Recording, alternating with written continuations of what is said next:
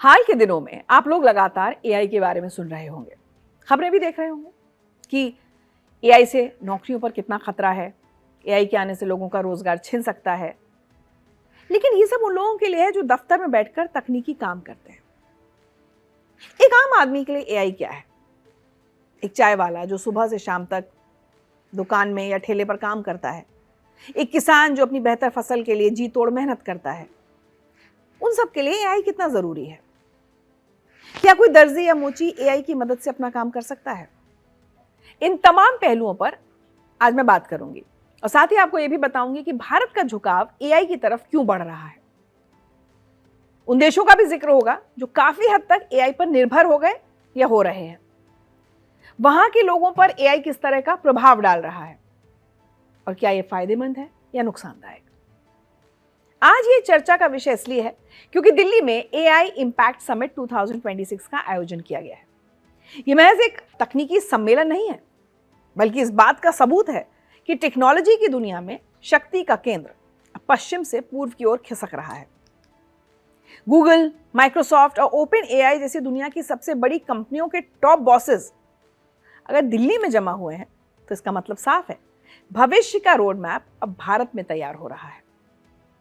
इससे पहले मैं आपको इस एआई समिट के बारे में बताऊं, यह समझना जरूरी है कि भारत का झुकाव आर्टिफिशियल इंटेलिजेंस की तरफ अचानक इतना क्यों बढ़ गया है।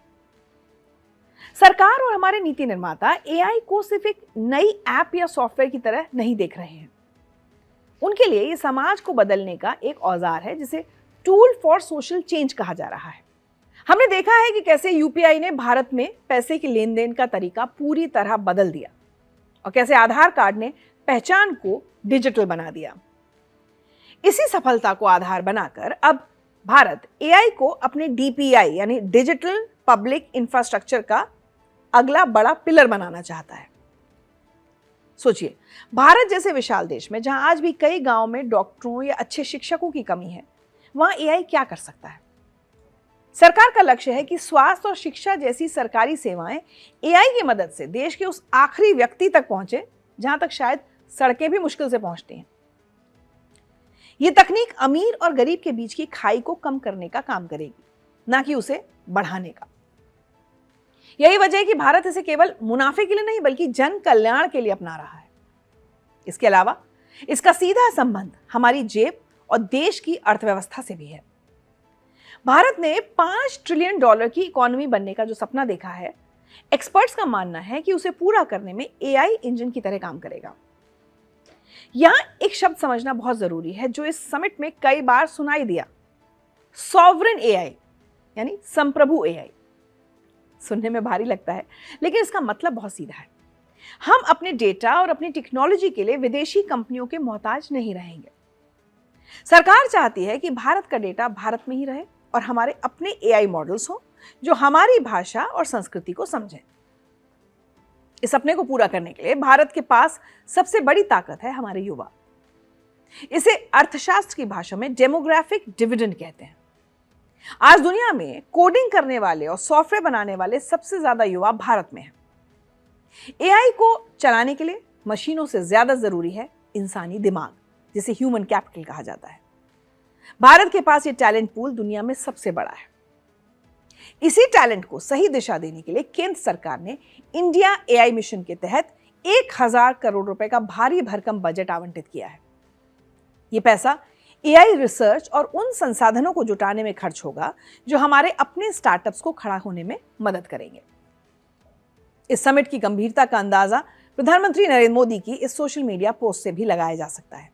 उन्होंने लिखा, बुद्धिमत्ता, तर्कशीलता और निर्णय क्षमता विज्ञान और टेक्नोलॉजी को जन जन के लिए उपयोगी बनाते हैं। इंडिया एआई इंपैक्ट समिट का उद्देश्य भी यही है कि कैसे एआई का इस्तेमाल सर्वजन के हित में हो। इसका मतलब है कि एआई का फायदा समाज के हर तबके को मिलना चाहिए, सिर्फ चंद अमीर लोगों को नहीं। 16 फरवरी को प्रधानमंत्री मोदी ने इस एआई इंपैक्ट समिट 2026 का औपचारिक उद्घाटन किया। इसके बाद उन्होंने इवेंट में शामिल हुए स्टार्टअप्स के पेविलियंस में जाकर उनके इनोवेशंस के बारे में जाना। पीएम मोदी ने जियो के एआई पेविलियन का दौरा किया।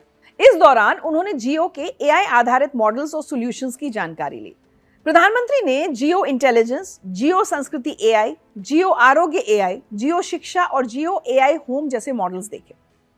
इनका मकसद एंटरप्राइज इंटेलिजेंस, भारतीय भाषाओं और सांस्कृतिक सामग्री, स्वास्थ्य सेवाओं, शिक्षा समाधान और स्मार्ट होम बेस्ड एआई सुविधाओं को बेहतर बनाना है। व्यापार के नजरिए से देखें तो इस समिट से भारत में भारी विदेशी निवेश आने की उम्मीद है। एआई चलाने के लिए बड़े डेटा सेंटर्स की जरूरत होती है, जिन्हें तकनीकी भाषा में जीपीयू क्लस्टर्स कहते हैं। उम्मीद है कि इस सम्मेलन के बाद बड़ी बड़ी टेक कंपनियां भारत में अपना इंफ्रास्ट्रक्चर बनाएंगी। साथ ही भारत दुनिया को एथिकल एआई का रास्ता दिखाना चाहता है, यानी एक ऐसा सिस्टम जहां तकनीक का इस्तेमाल विनाश के बजाय विकास के लिए हो। भारत दुनिया को ये सिखाना चाहता है कि एआई को कैसे कंट्रोल में रखा जाए ताकि वो इंसानियत के खिलाफ ना जाए और वो हमें ना कंट्रोल करने लगे। इस समिट में शामिल होने वाले लोगों की लिस्ट देखकर आप इसकी अहमियत समझ सकते हैं। यहां वर्ल्ड बैंक और गेट्स फाउंडेशन के बड़े अधिकारी मौजूद हैं, जो ये समझने आए हैं कि एआई गरीबी मिटाने में कैसे मदद कर सकता है। वहीं तकनीक की दुनिया के दिग्गज जैसे ओपन एआई, जिन्होंने चैट जीपीटी बनाया, उसके chief economist Ronnie Chatterjee, Google, Microsoft और एनवीडिया के टॉप बॉसेस सब दिल्ली में मौजूद हैं। ये जमावड़ा बताता है कि भारत का बाजार उनके लिए कितना जरूरी है। लेकिन सबसे खास बात है कि इस मंच पर सिर्फ विदेशी कंपनियां नहीं हैं, भारत के अपने एआई स्टार्टअप्स भी पूरी शान से यहां खड़े हैं। सर्वम एआई और कृत्रिम जैसे भारतीय यूनिकॉर्न के फाउंडर्स यहां दुनिया को दिखा रहे हैं कि हम सिलिकॉन वैली की नकल नहीं कर रहे, बल्कि अपनी जरूरतों के हिसाब से एआई बना रहे हैं। इसके साथ ही अलग अलग देशों के आईटी मंत्री और साइबर सुरक्षा विशेषज्ञ भी यहां हैं, जो मिलकर भविष्य के नियम तय करेंगे। तो कुल मिलाकर ये समिट सिर्फ बातों का नहीं, बल्कि आने वाले कल की तस्वीर बनाने का है। अगर हम इस पूरे महासम्मेलन का निचोड़ निकालें तो वो सिर्फ 3 शब्दों में सिमटा हुआ है, जो इस समिट की मुख्य थीम भी है: पीपल, प्लैनेट और प्रोग्रेस। यानी लोग, जनता, हमारा ग्रह धरती और हमारी प्रगति। सबसे पहले बात करते हैं पहले स्तंभ की, पीपल। यहां सरकार का नजरिया बिल्कुल साफ है कि तकनीक वो ही सफल है जो आम आदमी की सेवा करे। अक्सर देखा गया है कि नई तकनीक सबसे पहले अमीरों के पास आती है, फिर शहरों में फैलती है और दशकों बाद गांवों तक पहुंचती है। लेकिन इस समिट के जरिए भारत ये सुनिश्चित करना चाहता है कि एआई का फायदा सिर्फ एसी कमरे में बैठे लोगों को नहीं, बल्कि गांव की पगडंडियों पर चलने वाले अंतिम व्यक्ति को भी मिले। तकनीक का असली इम्तिहान तब है जब वो उन लोगों की जिंदगी आसान बनाए जो सबसे ज्यादा अभाव में जीते हैं। भारत में तकनीक के रास्ते में सबसे बड़ी रुकावट रही है भाषा। हमारे देश में सैकड़ों बोलियां हैं, लेकिन इंटरनेट की दुनिया अब तक सिर्फ अंग्रेजी या हिंदी के इर्द गिर्द घूमती थी। इस सम्मेलन में भाषिनी जैसे टूल्स को गेम चेंजर बताया जा रहा है। ये एक ऐसा एआई सिस्टम है जो भाषा की दीवार को हमेशा के लिए गिरा देगा। एक तमिल बोलने वाला किसान या बंगाली बोलने वाला मजदूर अब सरकारी योजनाओं की जानकारी अपनी मातृभाषा में ले सकेगा। उसे किसी बिचौलिए की जरूरत नहीं होगी। एआई उसकी बात सुनेगा, समझेगा और उसी की भाषा में जवाब देगा। जब भी एआई की बात आती है, एक डर हमेशा बना रहता है, नौकरियों का। क्या मशीनें इंसानों की जगह ले लेंगी? तो इस समिट में इस डर को दूर करने पर बहुत जोर दिया गया है। नीति निर्माताओं का कहना है कि एआई नौकरियां छीनेगा नहीं, बल्कि काम करने का तरीका बदलेगा। जैसे कंप्यूटर आने पर टाइपराइटर चलाने वालों ने कंप्यूटर सीखा, वैसे ही अब हमें एआई टूल सीखने होंगे। भारत खुद को दुनिया की एआई टैलेंट फैक्ट्री के रूप में पेश कर रहा है। अब आते हैं दूसरे सबसे मजबूत पिलर पर, जो है प्लैनेट। आज के दौर में जलवायु परिवर्तन हमारे अस्तित्व के लिए सबसे बड़ा खतरा है। इस समिट में चर्चा हुई है कि कैसे एआई धरती को बचाने वाला कवच बन सकता है। इसमें सबसे बड़ी भूमिका क्लाइमेट मॉडलिंग की है। अब तक हम मौसम का अनुमान लगाते थे, लेकिन एआई सुपर कंप्यूटर्स के जरिए अब हफ्तों पहले सटीक भविष्यवाणी की जा सकेगी। कहां बाढ़ आएगी, कहां सूखा पड़ेगा या कहां लू चलेगी। अगर ये हमें समय रहते पता चल जाए तो आपदा प्रबंधन बेहतर हो सकता है। इससे हजारों जानें और लाखों करोड़ों का नुकसान बचाया जा सकता है। ऊर्जा यानी बिजली के क्षेत्र में भी एआई क्रांति ला रहा है। हम सौर ऊर्जा और पवन ऊर्जा की तरफ बढ़ रहे हैं, लेकिन दिक्कत यह है कि सूरज हमेशा नहीं चमकता और हवा हमेशा नहीं चलती। यहां ग्रीन एनर्जी ग्रिड मैनेजमेंट में एआई काम आएगा। एआई से यह तय होगा कि कब बिजली बनाकर स्टोर करनी है और कब ग्रिड में सप्लाई करनी है, ताकि एक यूनिट बिजली भी बर्बाद ना हो। यह स्मार्ट मैनेजमेंट हमारी ऊर्जा सुरक्षा के लिए बहुत जरूरी है। तीसरा पिलर है प्रोग्रेस। लेकिन यहां प्रगति का मतलब सिर्फ शहर बाजार का ऊपर जाना नहीं है, असली मतलब है जीवन बचाने की रफ्तार। हेल्थ केयर सेक्टर में एआई एक मसीहा बनकर उभर रहा है। भारत के दूर दराज इलाकों में जहां स्पेशलिस्ट डॉक्टर्स नहीं पहुंच पाते, वहां एआई टूल्स पहुंच रहे हैं। कैंसर और ट्यूमर जैसी जानलेवा बीमारियों की शुरुआती जांच अब एआई की मदद से सेकंड्स में हो रही है। बीमारी का जल्दी पता चलना मतलब जिंदगी बचने की उम्मीद का कई गुना बढ़ जाना। अदालतों में पेंडिंग केसों का अंबार है। एआई अब अदालती फैसलों का अनुवाद करने और पुरानी फाइलों को छांटने में जजों की मदद कर रहा है। इससे तारीख पे तारीख वाला कल्चर बदलेगा और लोगों को समय पर न्याय मिल सकेगा। सरकारी दफ्तरों में भी फाइलों का निपटारा अब महीनों में नहीं बल्कि मिनटों में करने की तैयारी है। भारत में प्रगति की नई इबारत लिखी जा रही है, तो वहीं पड़ोसी मुल्क पाकिस्तान में टेंशन का माहौल है। दिल्ली में सजे इस वैश्विक मंच पर पाकिस्तान को न्योता नहीं मिला है। जी हां, जबकि पड़ोसी नेपाल, बांग्लादेश और यहां तक कि चीन को भी बाकायदा पार्टनर नेशन के तौर पर बुलाया गया है।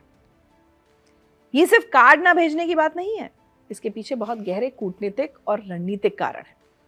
जहां भारत एआई से अपना भविष्य संवार रहा है, वहीं पाकिस्तान अपनी आंतरिक अस्थिरता और आतंकवाद से जूझ रहा है। एक तरफ भविष्य की तकनीक है, दूसरी तरफ दहशतगर्दी का पुराना ढर्रा। तो भारत ने साफ कर दिया है कि जब तक पाकिस्तान अपनी जमीन से आतंकवाद का सफाया नहीं करता, ऐसे हाईटेक और भविष्यवादी मंचों पर उसके लिए कोई जगह नहीं है। दूसरी वजह है असंतुलित प्राथमिकताएं। पाकिस्तान इस वक्त अपनी आर्थिक बदहाली के सबसे बुरे दौर से गुजर रहा है। एआई और भविष्य की तकनीक पर उसका ना तो कोई खास निवेश है और ना ही कोई मजबूत इंफ्रास्ट्रक्चर। तो इसका पाकिस्तान पर क्या असर होगा? बहुत गहरा।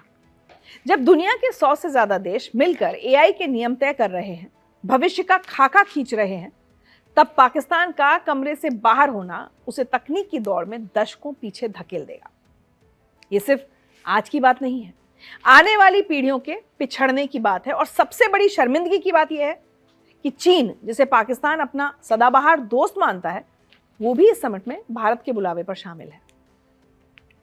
उसका सबसे करीबी दोस्त अंदर बैठा है और वो बाहर। ये पाकिस्तान की वैश्विक छवि के लिए एक बहुत बड़ा झटका है। अब सवाल उठता है कि अगर पाकिस्तान नहीं तो नेपाल और बांग्लादेश जैसे छोटे देशों को इतनी तवज्जो क्यों? तो इसका जवाब है भारत की नेबरहुड फर्स्ट पॉलिसी। भारत अपने छोटे पड़ोसियों को साथ लेकर चलना चाहता है। नेपाल और बांग्लादेश तेजी से डिजिटल हो रहे हैं। उन्होंने भारत के डिजिटल स्टैक जैसे यूपीआई और आधार को अपनाया है और अब वो एआई के लिए भी तैयार हैं। इसका अंदाजा आप इस बात से लगा सकते हैं कि इस एआई समिट से ठीक पहले काठमांडू में भारतीय दूतावास ने एआई फॉर इंक्लूसिव ग्रोथ नाम से एक प्री इवेंट आयोजित किया था, जिसमें नेपाल के 500 से ज्यादा स्टार्टअप्स और युवाओं ने हिस्सा लिया था। ये भीड़ और उत्साह दिखाता है कि नेपाल के युवा भारत के एआई इकोसिस्टम का हिस्सा बनने को बेताब है। भारत भी जानता है कि भविष्य में उसके एआई प्रोडक्ट्स के लिए बांग्लादेश और नेपाल बड़े बाजार साबित होंगे। लेकिन चीन को क्यों बुलाया गया? क्या भारत चीन से अपनी सीमा का विवाद भूल गया है? नहीं। यहां भारत ने यथार्थवाद यानी रियलिज्म और परिपक्वता यानी मैच्योरिटी का परिचय दिया है।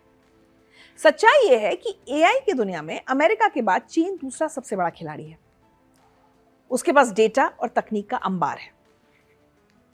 अगर आप ग्लोबल एआई गवर्नेंस पर बात करना चाहते हैं तो चीन को नजरअंदाज करके कोई भी चर्चा अधूरी रहेगी। भारत ने यहां राजनीति को तकनीक से अलग रखा है। उसने दिखाया है कि वो एक जिम्मेदार ग्लोबल लीडर है जो मतभेदों के बावजूद बड़े मुद्दों पर साथ बैठने को तैयार है। अगर हम इस पूरे महासम्मेलन का एक और जरूरी पहलू देखें तो वो है इसका जमीनी असर। एक चाय वाला या एक छोटा दुकानदार जिसे हम रोज अपनी गली के नुक्कड़ पर देखते हैं, क्या एआई उसके लिए किसी काम का है? तो जवाब है हाँ, बिल्कुल। पहले जिसे बैंक जाकर फॉर्म भरने में पसीने छूट जाते थे, आज वही दुकानदार अपने स्मार्टफोन पर सिर्फ बोलकर यानी वॉइस कमांड के जरिए सरकारी योजनाओं का लाभ उठा रहा है। जुगलबंदी और भाषिनी जैसी एआई बॉट्स इसमें बेहद फायदेमंद साबित हो रहे हैं। वो अपनी स्थानीय बोली में ही एआई से पूछ सकता है कि मुझे लोन कैसे मिलेगा और एआई उसे रास्ता दिखाता है। आपने छोटी छोटी दुकानों या ठेलों पर पेटीएम या फोन पे का साउंड बॉक्स तो देखा ही होगा, जो बोलता है फोन पे पर 20 रुपए प्राप्त हुए। ये छोटा सा डब्बा असल में टेक्स्ट टू स्पीच एआई और इंटरनेट ऑफ थिंग्स का एक कमाल का उदाहरण है। इसने एक अनपढ़ दुकानदार को भी हिसाब किताब में सक्षम बना दिया है। उसे अब रजिस्टर में लिखने या कैलकुलेटर चलाने की जरूरत नहीं। उसका मुनीम एआई उसे हर ट्रांजैक्शन की जानकारी बोलकर देता है। तो यह है असली डिजिटल साक्षरता। अब चलते हैं हमारे अन्नदाता यानी किसान की तरफ। क्या एआई खेत में हल चलाएगा? नहीं, लेकिन ये फसल को बर्बाद होने से जरूर बचाएगा। प्लांटिक्स या किसान एआई जैसे ऐप्स की मदद से किसान बस अपने बीमार पौधे की फोटो खींचता है और एआई उसे तुरंत बताता है कि कौन सा कीड़ा लगा है और कौन सी दवा छिड़कनी है। जो सलाह पहले कृषि वैज्ञानिकों से लेने के लिए उसे शहर जाना पड़ता था, वो अब उसके हाथ में है। यही नहीं, एआई पुराने डेटा का विश्लेषण करके किसान को यह भी बताता है कि अपनी फसल कब और किस मंडी में बेचनी चाहिए ताकि उसे सबसे ज्यादा मुनाफा मिले। इससे वो बिचौलियों के जाल से भी बच सकता है। इसी दिशा में एक बड़ा कदम उठाते हुए आज यानी 17 फरवरी को जयपुर में भारत विस्तार नाम का एक नया बहुभाषी एआई टूल लॉन्च किया गया है। इसके अंदर काम करने वाले एआई असिस्टेंट का नाम भारती है। ये किसानों को उनकी अपनी भाषा में फसल की योजना बनाने और मौसम की सटीक जानकारी देने में मदद करेगा। साथ ही सरकार का लक्ष्य है कि अगले 2 सालों में 1 करोड़ किसानों को प्राकृतिक खेती से जोड़ा जाए और इसमें एआई की भूमिका अहम होगी। शायद आपको जानकर हैरानी हो कि एआई अब सिलाई कढ़ाई करने वाले दर्जियों और कारीगरों की भी मदद कर रहा है। स्टिच मैजिक जैसे टूल्स ने एक छोटे दर्जी को भी फैशन डिजाइनर बना दिया है। अब उसे ग्राहकों को समझाने के लिए महंगे कैटलॉग्स छापने की जरूरत नहीं। वो फोन पर ही एआई की मदद से डिजाइन बनाकर दिखा सकता है कि मैडम ये कपड़ा सिलने के बाद ऐसा दिखेगा। एआई उसे ये भी बताता है कि इस शादी के सीजन में क्या चल रहा है, कौन सी डिजाइन्स इन है, ताकि वो पहले से तैयार कर सके। कुछ नए ऐप्स तो फोटो से ही शरीर का एकदम सही माप ले लेते हैं, जिससे फिटिंग की झंझट ही खत्म हो जाती है। अब आते हैं उस सवाल पर जो हम सबके मन में है, क्या सच में एआई हमारी नौकरियां खा जाएगा? तो हकीकत इसके बिल्कुल उलट है। एआई ने गांव में रोजगार के नए दरवाजे खोले हैं। कार्य जैसे स्टार्टअप्स ग्रामीण महिलाओं को उनकी स्थानीय भाषा में डेटा रिकॉर्ड करने के पैसे दे रहे हैं। यह डेटा बड़े एआई मॉडल्स को ट्रेन करने में काम आता है। यानी गांव की बोली जो कल तक सिर्फ बातचीत का जरिया थी, आज कमाई का साधन बन गई है। तो डरिए मत, एआई आपकी दुकान या खेत पर कब्जा करने नहीं आ रहा, बल्कि एक ऐसा मुनीम है जो बिना तनख्वाह लिए आपको अमीरों वाली सलाह देगा और एक्सपर्ट्स वाली भी। अब जरा भारत से बाहर निकलकर दुनिया का हाल देखते हैं। कौन से देश हैं जो एआई निर्भर हैं या हो रहे हैं? तो देखिए, एआई की ताकत को मापने के 2 तरीके होते हैं। पहला, उसे बनाने वाले सबसे ज्यादा कहां हैं, और दूसरा, उसे इस्तेमाल करने वाले आम लोग सबसे ज्यादा कहां हैं। इन दोनों सवालों के जवाब आपको हैरान कर देंगे। अगर हम एआई अपनाने वाले यानी अडॉप्शन रेट की बात करें तो दुनिया में सबसे आगे कौन है? अमेरिका? नहीं, लिस्ट में सबसे ऊपर है हमारा पड़ोसी चीन, जहां की 83% आबादी एआई का इस्तेमाल कर रही है। दूसरे नंबर पर है संयुक्त अरब अमीरात यूएई, जहां 64% लोग इसे अपना चुके हैं। सिंगापुर 60.9 लगभग 61 कह सकते हैं 61% के साथ तीसरे नंबर पर है। और गर्व की बात यह है कि भारत भी संगठनों और बिजनेस में एआई अपनाने के मामले में 59% के साथ दुनिया के अग्रणी देशों में शामिल है। 5वें नंबर पर ब्राजील है, जिसकी 54% जनता एआई का इस्तेमाल करती है। लेकिन इस लिस्ट में एक नाम गायब है, जिसने आपको चौंकाया होगा। अमेरिका। जी हाँ, जिस देश में चैट जीपीटी, जेमिनाई और क्लॉड जैसी दुनिया के सबसे बड़े एआई मॉडल्स बने, वो खुद एआई अपनाने में टॉप 5 तो क्या टॉप 20 में भी मुश्किल से जगह बना पा रहा है। अमेरिका 24वें नंबर पर है, जहां केवल 28% लोग एआई को दिल से अपना पाए। लेकिन ऐसा क्यों? दरअसल अमेरिकी लोग अपनी प्राइवेसी और कॉपीराइट को लेकर बहुत ज्यादा सतर्क हैं।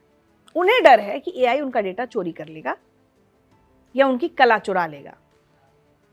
दूसरा बड़ा कारण है नौकरियों का डर।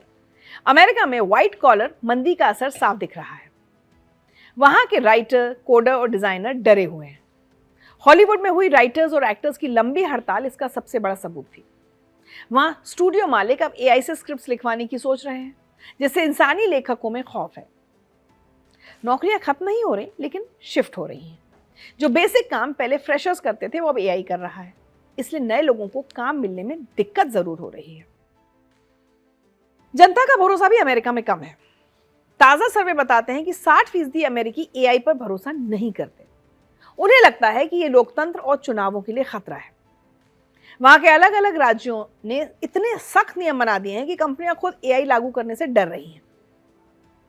ये तो वही बात हुई कि हलवाई अपनी ही मिठाई नहीं खा रहा। अमेरिका ने पूरी दुनिया को एआई दिया, लेकिन खुद इस्तेमाल नहीं कर रहा है या ना के बराबर कर रहा है।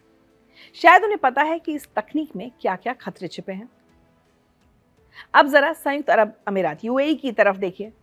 एक मुस्लिम मुल्क जो शरीयत के हिसाब से चलता है, लेकिन तकनीक के मामले में उसकी सोच किसी सिलिकॉन वैली के स्टार्टअप से कम नहीं है। यूएई एआई को सिर्फ एक टूल नहीं, बल्कि तेल के बाद की दुनिया, पोस्ट ऑयल इकोनॉमी की तैयारी मान रहा है। यह दुनिया का शायद अकेला ऐसा देश है जिसने 2017 में ही एआई मंत्री नियुक्त कर दिया था। उनका काम ही यह देखना है कि देश भविष्य के लिए तैयार रहे।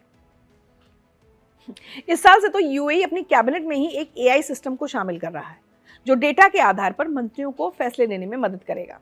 सोचिए, एक कंप्यूटर मंत्रियों को सलाह देगा, क्योंकि उनका लक्ष्य है जीरो पेपर जीरो वेटिंग। 2027 तक अबू धाबी में दुनिया की पहली ऐसी सरकार बनने जा रही है जो पूरी तरह एआई नेटिव होगी। वीजा हो, लाइसेंस हो या कोर्ट का काम, सब कुछ एआई से होगा, वो भी बिना किसी बाबू से मिले। यूएई दूसरों पर निर्भर भी नहीं रहना चाहता। उन्होंने अपना खुद का फैल्कन नाम का पावरफुल एआई मॉडल बनाया है, जो दुनिया के बेहतरीन मॉडल्स को टक्कर देता है। और अब वो माइक्रोसॉफ्ट के साथ मिलकर स्टारगेट नाम का दुनिया का सबसे बड़ा एआई सुपर कंप्यूटर प्रोजेक्ट बना रहे हैं। यूएई ने दुनिया को बता दिया है कि रेत के महलों से निकलकर वो अब सिलिकॉन के किले बना रहा है। जहां अमेरिका जैसे देश एआई से डर रहे हैं, वहां दुबई सरकार ने अपनी कुर्सी के बगल में एआई को बिठा लिया है। लेकिन एआई की दुनिया का सबसे बड़ा और चौंकाने वाला प्रयोग यूरोप के एक छोटे से देश अल्बानिया ने किया है। जहां दुनिया अभी सिर्फ बातें कर रही है, वहां अल्बानिया की सरकार ने तो हद कर दी। उन्होंने इंसानी मंत्री की जगह एक एआई को ही मंत्री की कुर्सी दे दी। अल्बानिया के प्रधानमंत्री ने डिएला नाम की एक एआई को सरकारी खरीद की जिम्मेदारी सौंपी है, ताकि भ्रष्टाचार खत्म हो। और कहानियां खत्म नहीं होती, अब इस एआई मंत्री के बच्चे भी तैनात कर दिए गए हैं। ये बच्चे असल में छोटे छोटे एआई बॉट्स हैं, जो अलग अलग विभागों में काम कर रहे हैं। कोई फाइलों की जांच कर रहा है, तो कोई नागरिकों की शिकायतें सुन रहा है। सरकार का तर्क है कि इंसान थक सकता है, रिश्वत ले सकता है, लेकिन ये एआई बॉट्स ना तो सोते हैं, ना ही घूस मांग सकते हैं। तो ये दुनिया का पहला ऐसा प्रयोग है जहां सरकार चलाने का काम एल्गोरिथम के भरोसे है। अब ये सक्सेसफुल होगा या फेल होगा, ये देखने के लिए हमें थोड़ा इंतजार करना पड़ेगा। लेकिन आखिर में बात चीन की, जो अमेरिका के बाद एआई का दूसरा सबसे बड़ा बाहुबली है। ग्लोबल एआई इंडेक्स 2026 में चीन मजबूती से दूसरे नंबर पर है। जहां अमेरिका निवेश में आगे है, वहीं चीन अपनी विशाल आबादी और सरकारी सपोर्ट के दम पर बाजी मार रहा है। चीन के पास दुनिया में सबसे ज्यादा 230 डेटा सेंटर क्लस्टर्स हैं, जबकि अमेरिका के पास 187 हैं। चीन की सबसे बड़ी जीत है उसकी एआई चिप्स बनाने की जिद। चीन के टॉप 50 स्टार्टअप्स अब खुद के चिप्स बना रहे हैं, ताकि वो विदेशी कंपनियों पर निर्भर ना रहें। जनवरी 2025 में चीनी कंपनी डीप सीक ने एक नया मॉडल लॉन्च किया, जिसने दुनिया को हैरान कर दिया। ये मॉडल बहुत कम खर्च में अमेरिका के सबसे महंगे मॉडल्स के बराबर काम करता है। चीन का लक्ष्य 2030 तक एआई में दुनिया का ग्लोबल लीडर बनना है, और जिस रफ्तार से उसकी ड्राइवरलेस कारें 16 शहरों में दौड़ रही हैं, लगता है वो मंजिल के बहुत करीब है। तो एक तरफ चीन की आक्रामक रफ्तार है और दूसरी तरफ अमेरिका की हिचकिचाहट। लेकिन इन सब के बीच भारत ने जो रास्ता चुना है वो सबसे अलग और खास है। दिल्ली के भारत मंडपम से निकला संदेश बिल्कुल साफ है। हम एआई की दौड़ में सिर्फ शामिल नहीं है, बल्कि उसे मानवीय चेहरा दे रहे हैं। जहां दुनिया एआई को पावर या प्रॉफिट के चश्मे से देख रही है, भारत ने इसे पीपल, प्लैनेट और प्रोग्रेस का जरिया बनाया है। हमारा लक्ष्य दुनिया पर राज करना नहीं, बल्कि अपने गांव के आखिरी आदमी का जीवन सुधारना है। इसलिए तकनीकी बदलाव से डरिए मत, बल्कि इसके लिए तैयार हो जाइए, क्योंकि भविष्य अब किसी हॉलीवुड फिल्म का हिस्सा नहीं बल्कि हमारी हकीकत है। एआई शायद इंसान की जगह ना ले, लेकिन जो इंसान एआई का इस्तेमाल सीख जाएगा वो बाकियों को जरूर पीछे छोड़ देगा। फिलहाल आज मेरे साथ इतना ही, लेकिन आपको क्या लगता है, एआई फायदे का सौदा है या नहीं? हमें लिखकर अपनी राय जरूर भेजिए।